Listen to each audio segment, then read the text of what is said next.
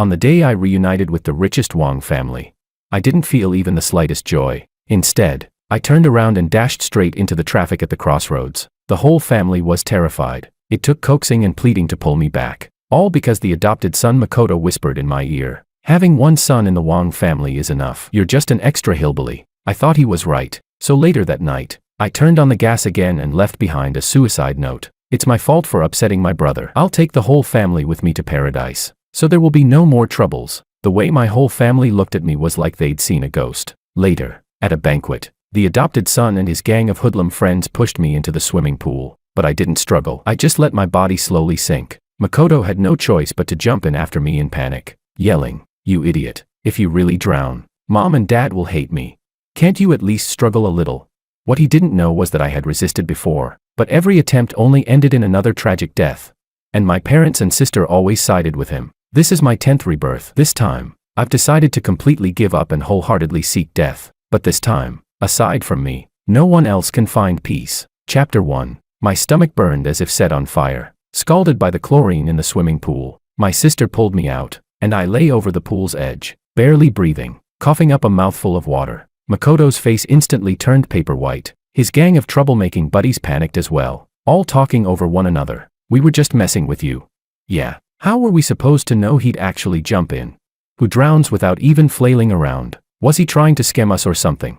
Wrapped in the cashmere coat my sister Alicia had taken off for me, I climbed out of the pool. Cold made me tremble uncontrollably, my teeth chattering, but I still forced a smile, looked at Makoto, and said, "Brother, you told me to go down, so I went. I listened to you." Makoto shivered under my gaze, retreating several steps, as if he'd seen something monstrous. He shouted, "What nonsense are you talking about?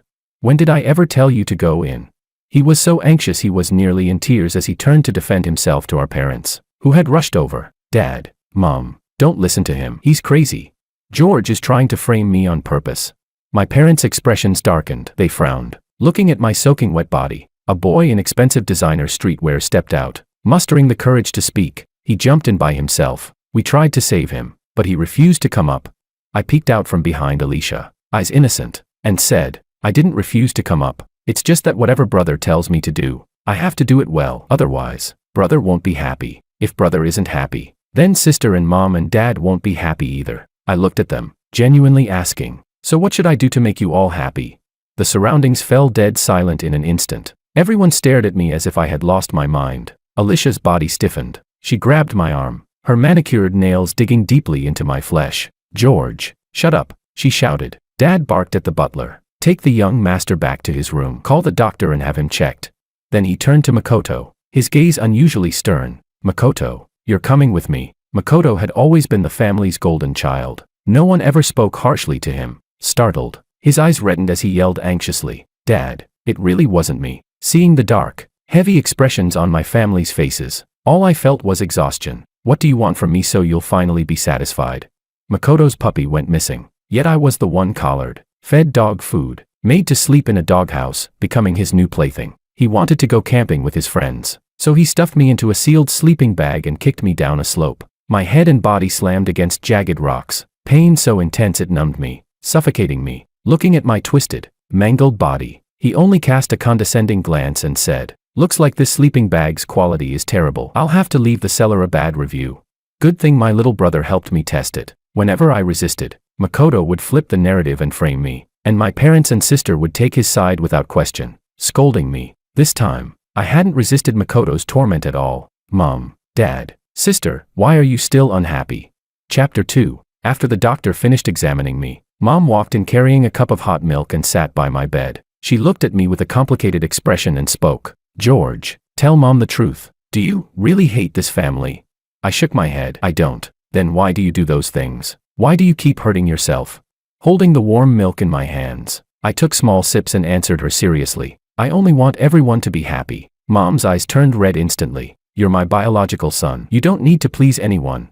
I set down the cup and looked up at her. "But after I came home, brother wasn't happy, and sister wasn't happy either. Mom, was it a mistake for you to find me?"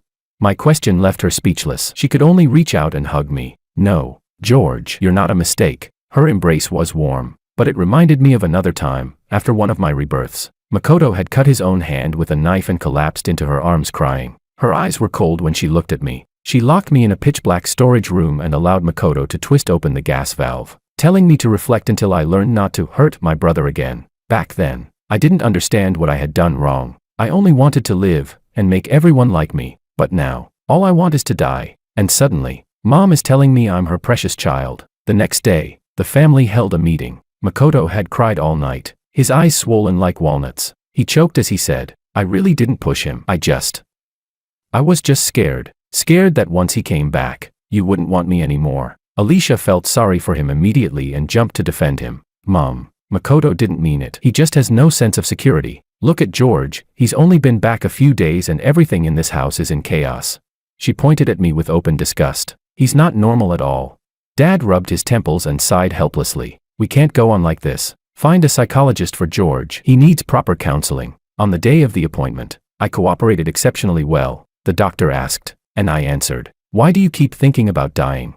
Sitting on the soft couch, I smiled and said, "Because it's the easiest way to make every problem disappear." The doctor pushed up his glasses, trying to guide me. "But have you ever thought about this? If you die, the people who love you will be heartbroken." I blinked and asked curiously, "Love me? Do you mean like the caretakers at the orphanage, who said they loved me while watching me get beaten by other kids? Or like the trafficker, who told me I was his good boy while shoving me into a dog cage? Or maybe, like my sister, she warned me not to upset her beloved little brother, yet only pulled me out when I was about to drown?" I leaned closer to the doctor and whispered, "Doctor, they don't love me. They're just afraid I'll die in their house and cause them trouble. They think I'm sick and need fixing, but I'm not sick. I'm just following their orders. To make them happy, I do whatever they tell me to do. If they tell me to die, then I'll go die. Is that not allowed either?" The doctor froze, pen suspended midair, his face drained of color. Chapter 3. The psychologist repeated every word I said to my parents, without changing a single syllable. His final diagnosis was, I wasn't sick. I was simply using the most extreme method to protect myself and to retaliate against the world. My mental state was like a string pulled to its absolute limit. The slightest pressure could snap it completely. My desire to die was, in his eyes, my way of self-preservation. After hearing this, Mom locked herself in her room for an entire day. Dad smoked one cigarette after another. Only my sister Alicia still insisted I was pretending, using pity as a weapon. "George is acting. You're all being fooled. He just wants to push Makoto out." Makoto hid behind her, pretending to be frightened, but the glint of triumph in his eyes betrayed him. He said, "Dad, Mom, don't worry. I'll get along with my brother. I'll help him recover from this condition." He probably thought that as long as Alicia believed him, he would never lose. The tension in the house grew heavier and heavier. To ease the situation, my parents decided to send me to the same elite academy Makoto and Alicia attended. They naively believed that being around normal kids my age might fix me. Makoto was the first to object. His eyes widened, and he couldn't help but scream, "I don't want to go to the same school as him. My classmates will laugh at me."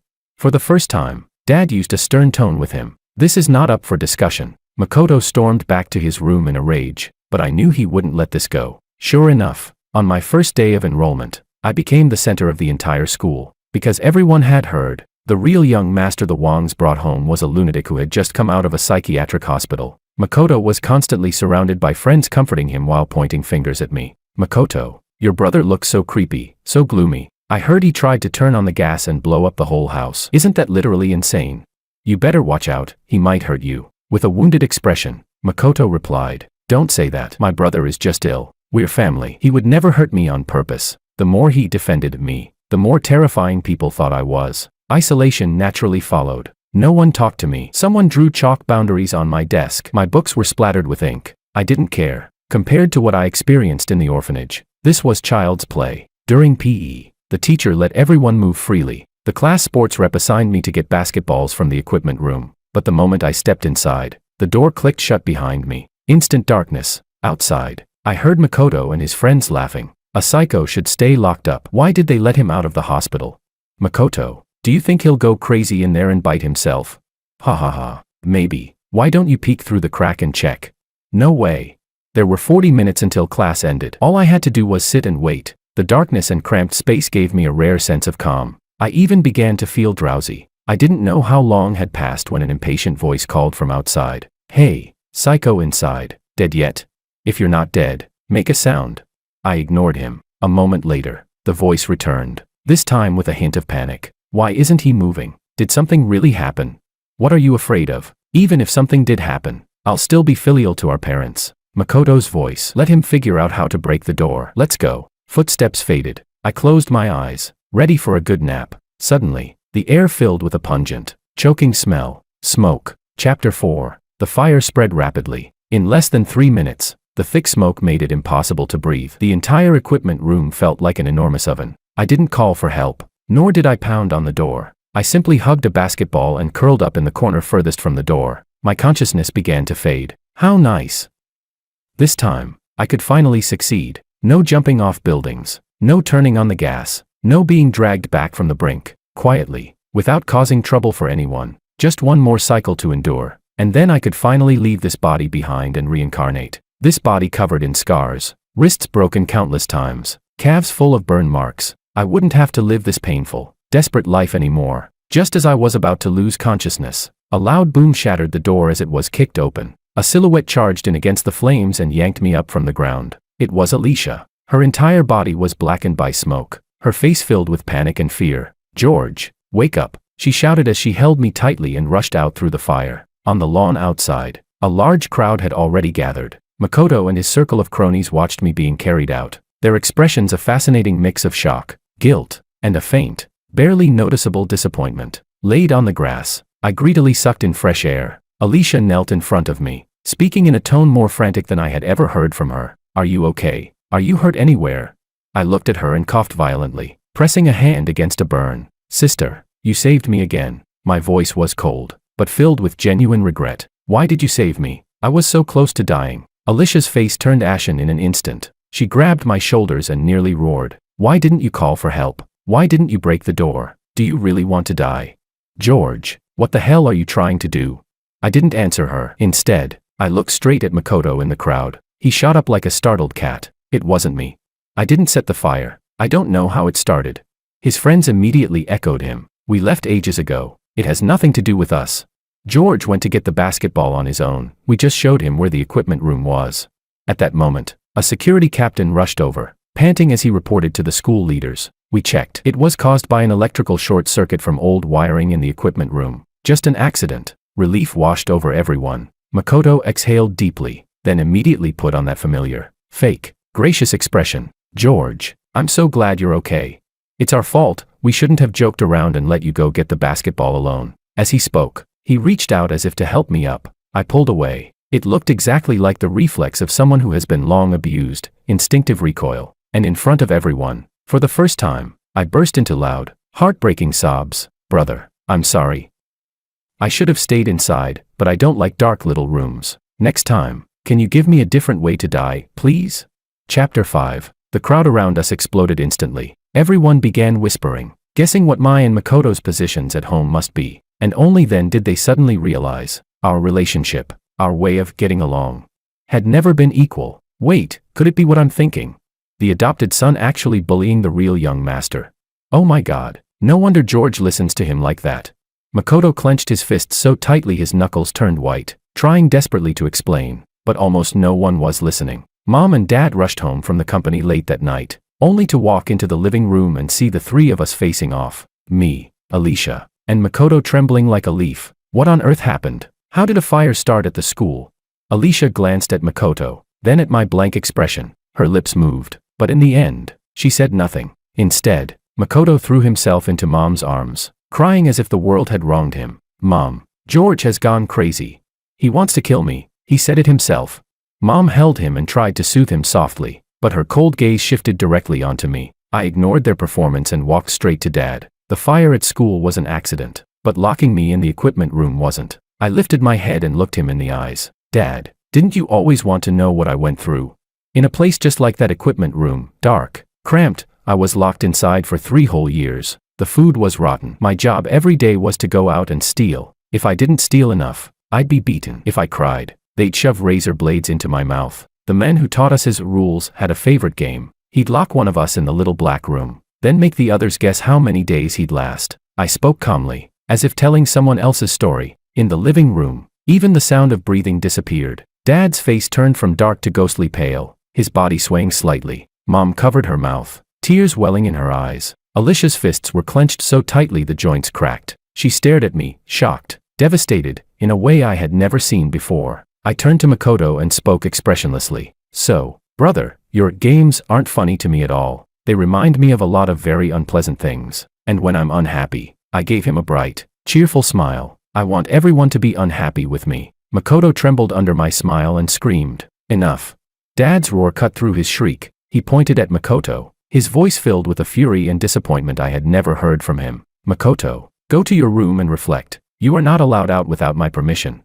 Makoto stared at Dad in disbelief, then looked desperately at Mom and Alicia. Mom turned her face away, and Alicia simply stood there silently. For the first time, no one defended him. The farce ended with Makoto being placed under house confinement. Chapter 6. After the school fire and Makoto's confinement, Mom finally began investigating my past. She used every connection she had, starting from the small county where I'd been trafficked. Within a few days, a thick file folder appeared on her desk. Inside was the complete record of my life from age 3 to 16, including the case files of the trafficking ring that abducted me. The file documented their inhuman crimes in detail, and one name was highlighted repeatedly: 7. The report said that 7 was the smallest and quietest child among the kidnapped kids, but he was also the only one who, after being rescued, could clearly draw the appearance of the ring's leader and a full map of their hideout. With the information he provided, the police were able to capture the entire criminal organization that had evaded justice for years. That 7 was me. Mom read every page and sat in her study all night long,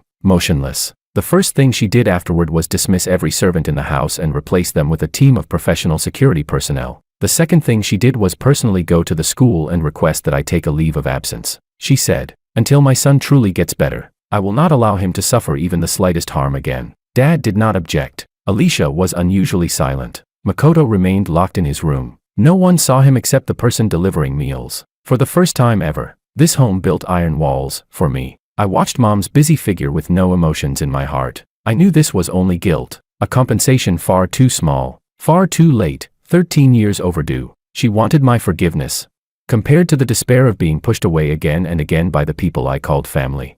Compared to the helpless deaths I lived through again and again, her compensation was far too light. Alicia no longer mocked me. She quietly brought me plates of cut fruit, or covered me with a blanket when I was reading. She tried to make up for the past, clumsy, cautious, awkward. One afternoon, when I was painting in the garden, Alicia walked over and sat beside me. She glanced at my canvas. It was covered in distorted, dark red strokes. She stayed silent for a long time before finally opening her mouth, voice strained. "George."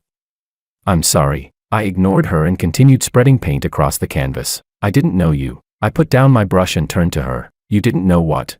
You didn't know I was kept in a dog cage, or you didn't know someone burned me with cigarette butts." I pulled up my sleeve, revealing the old, ugly scars lining my arm. Look, these scars had already faded, but Makoto used glass to cut them open again. Now they're new wounds. All color drained from Alicia's face. Her trembling hand reached out as if to touch the scars, but she couldn't form a single word. I pulled my arm back and picked up the paintbrush again. "Sister, I've received your apology, but I do not accept it. Because if apologies were enough, why would we need the police?" I looked at her pale face and said softly, "If a murderer apologizes, do the dead come back to life?" Alicia froze as if struck by lightning, completely motionless. Chapter 7. Makoto was confined for half a month. During these 2 weeks, he went from crying and refusing to eat, to eventually becoming quiet and obedient. He thought that as long as he behaved, Mom and Dad would soften. Unfortunately for him, he miscalculated this time. Mom was determined to deal with him properly. Finally, Makoto couldn't endure it anymore. He used a hidden shard of porcelain to cut his wrist. It wasn't deep, but enough to throw the whole household into chaos once again. He was rushed to the hospital. Lying on the bed, Makoto sobbed weakly, breath trembling. "Mom, I was really wrong. Please don't abandon me. I won't dare do anything anymore. I'll listen to everything you say. Please don't send me away." But Mom's eyes held no pity, only cold disappointment. "Makoto, do you remember the day you came to our home?" Makoto froze. "That day, you were small and thin. You held my hand and said you would be obedient, that you would listen. We believed you. We treated you as our own child. We gave you all the love and all the guilt that should have belonged to George. But you..." Mom shook off his hand. "You learned to lie, to act, to bully your own brother. You used our love as a weapon to do whatever you pleased. Makoto, you've disappointed me too deeply." She turned and walked away without a trace of hesitation. Makoto completely panicked. He struggled to get out of bed, but Alicia pressed him down. "Sis, please, help me," begged Mom. "Please." Alicia lowered her gaze. Her expression complicated. You were wrong because you used the suffering he endured as a weapon to hurt him. You knew those were his hells, yet you kept pushing him back into them. This was the first time I ever heard Alicia speak for me. Makoto was stunned. I didn't. Alicia cut him off. You were just afraid he'd take everything from you, so you wanted to destroy him first.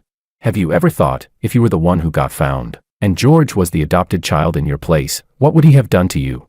Makoto couldn't answer, because he knew the truth. If our roles had been reversed, with my personality, I would have stepped aside quietly and returned everything to him. I would never have done the things he did. Makoto's suicide attempt not only failed to gain sympathy, it completely destroyed the last bit of trust anyone had in him. On the day he was discharged, Mom and Dad informed him calmly, "We have already contacted your biological parents." Makoto's pupils shrank violently. No, I don't want to go back. They'll kill me."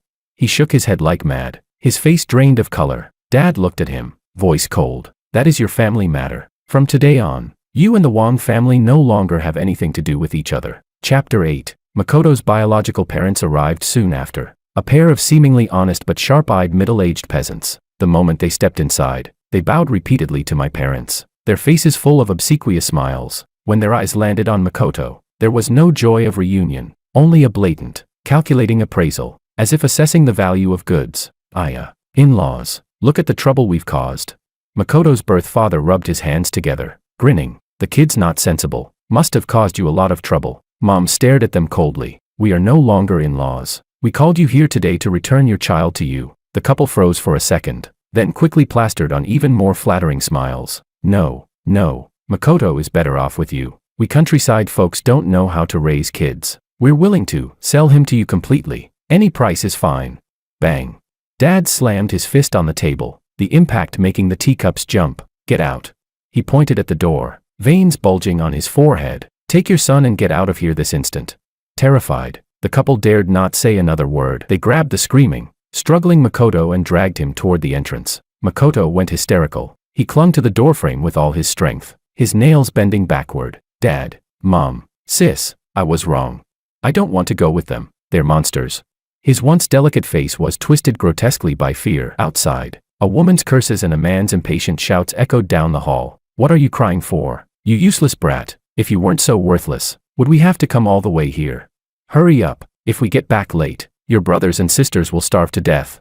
The voices faded gradually into the distance. The living room fell into a suffocating silence. Mom finally broke down, covering her face as she cried quietly. Dad slumped onto the sofa, looking as though he had aged 10 years in an instant. Alicia stood by the window, staring at the direction Makoto was dragged away, unmoving. I sat in the corner and watched everything. No sense of revenge, no sympathy, nothing. I stood up, ready to go back to my room, but Alicia suddenly turned around and called out, "George." She walked toward me, her bloodshot eyes swollen, her voice hoarse. "He came from that place too, didn't he?"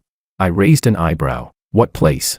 She forced herself to say it. "That place you talked about, that dark place. He was one of those children too." I looked at her, and suddenly laughed softly. "Sister, you're only figuring that out now. Why do you think Mom and Dad coincidentally adopted him while searching for me all those years ago? Because he looked like me." Alicia's face went paper white. Chapter 9. Alicia's guess was correct. Makoto was indeed one of the children who had been trafficked with me. He was 1 year older than me. In that organization, his code name was 6. He was clever, good at reading people's expressions, sweet-tongued, adaptable. So compared to kids like me, who only knew how to get beaten, he lived slightly better. By the time my parents followed the clues to that village all those years ago, I had already been taken elsewhere. They only found Makoto, locked in a woodshed by his biological parents, beaten half to death, because his eyes resembled mine. Mom had felt a surge of compassion. They paid a sum of money to buy him from his gambling-addicted parents, and then poured all the love and guilt that should have been mine into this substitute. They gave him the best life, raised him into a prince, never imagining they had raised a white-eyed wolf. Alicia looked at me with tortured eyes, then suddenly collapsed to her knees with a thud. I was startled and took a step back. She bowed her head, her voice full of repentance. "George, I'm sorry. You can hit me, or take revenge however you want, as long as it makes you feel better." I looked at her, finding it almost amusing. "Sister, you must be mistaken. To me, you're the same as Makoto, the same as all the people who hurt me. You're all irrelevant. I don't care." I walked past her, ready to go upstairs, but she suddenly reached out and grabbed my ankle. "George." I know I deserve to die, but we're siblings. Blood is blood, nothing can change that. Please, give me another chance. Just one. I lowered my head, looking at the hands gripping my leg. After a moment of silence, I said, okay. She jerked her head up, a flicker of hope lighting her eyes. I crouched down, meeting her gaze with a pure, angelic smile. You want to make it up to me?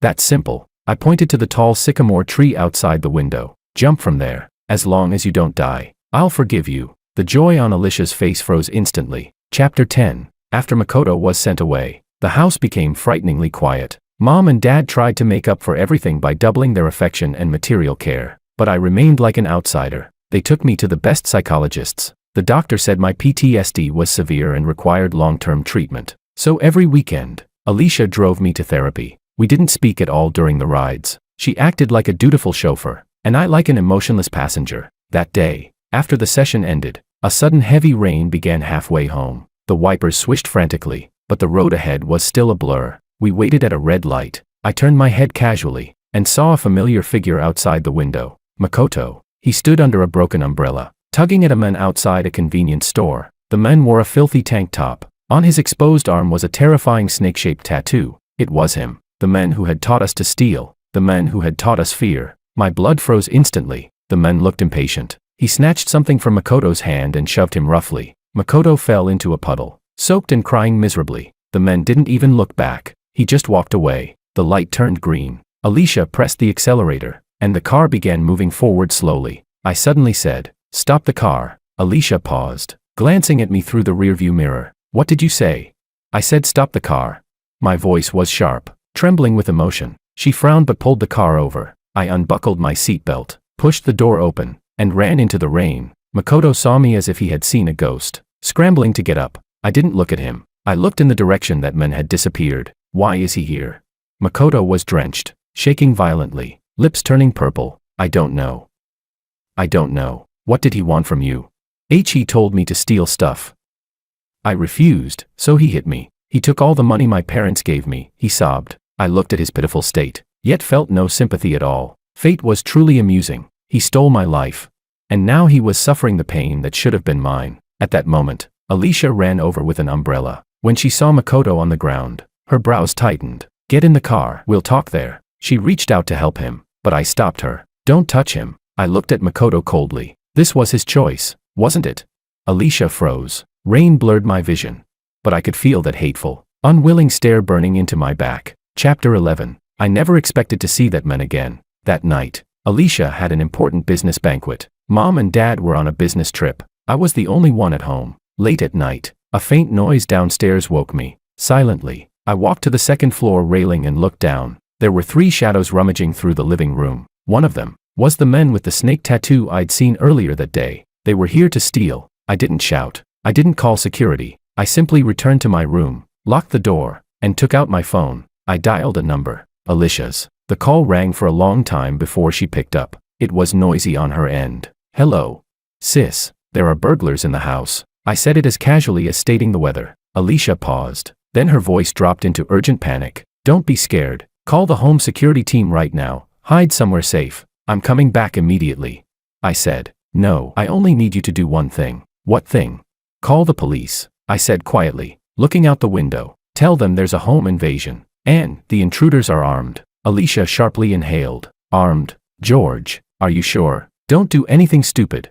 I hung up. Then I opened my wardrobe and dragged out the heavy toolbox hidden in the back, the one I had asked Mom to buy for me. It contained all kinds of toys. I picked the one that felt most familiar in my hand. Downstairs, the 3 intruders had already emptied the living room and were heading up. The man with the snake tattoo looked up and saw me standing at the top of the stairs. He froze for a moment, then broke into a twisted grin. Well, isn't this 7?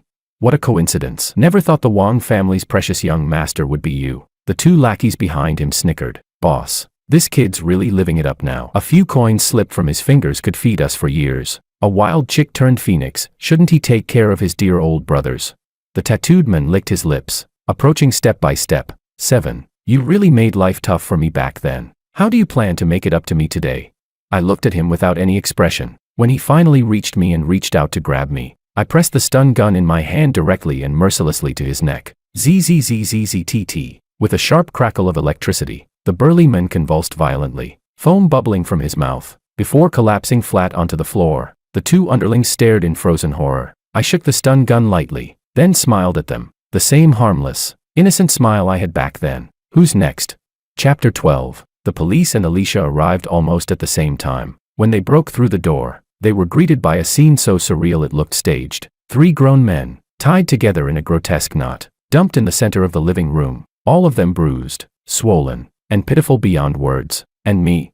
I was sitting on the sofa, sipping a cola with my legs crossed, casually watching TV. When they entered, I even greeted them politely. Hello. Every officer stared at me, dumbfounded. Alicia rushed over, grabbing my arms and checking me from head to toe. Are you hurt? Did they touch you? Are you okay? I shook my head. What could possibly happen to me? They're the ones who had a rough night. The leading officer finally snapped out of it and stepped forward, looking at me with genuine admiration. Kid, impressive. You took them down by yourself. I nodded. When I called you, I said they had a gun, right? Alicia asked anxiously. The officer shook his head. We searched thoroughly. No firearms found. Alicia froze. She slowly turned toward me, confusion filling her eyes. I blinked at her playfully. Oh, maybe I was mistaken, I said lightly. It was dark. The police quickly hauled the 3 intruders away. Before leaving, the man with the snake tattoo glared at me, hatred burning so intensely it was almost tangible. I wasn't afraid at all, because I knew he would never get out again, armed robbery or not. His long criminal history was enough to bury him in prison until he died. Soon, the living room was empty except for me and Alicia. She stared at the mess, then at my calm expression, struggling to find her voice. George, you want to ask why I'm not afraid, right? I stood up and walked toward her. Sis, do you know something?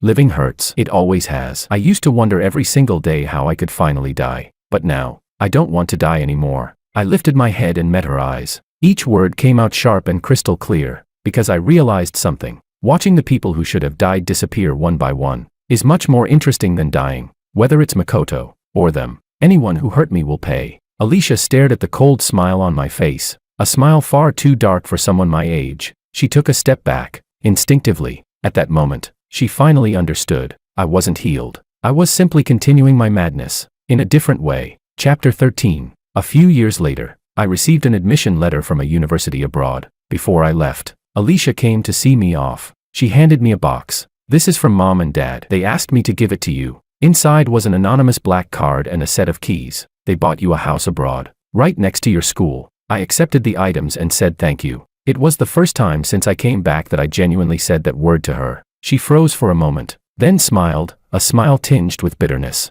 George, live well over there. Forget everything here. I looked at her, smiled too, and said, I can't forget, but I will try. I'll try to live like a normal person. When the plane took off, I looked at the shrinking city outside the window, feeling completely calm. I reincarnated 10 times, all for the sake of reclaiming the 13 years of life that were stolen from me. As for those nightmares from the past, they'll never have a chance to appear in my life again. I am no longer the 7 who could only cry and beg for mercy. I am George, the George who will kick every demon trying to drag me into hell down there before they get the chance.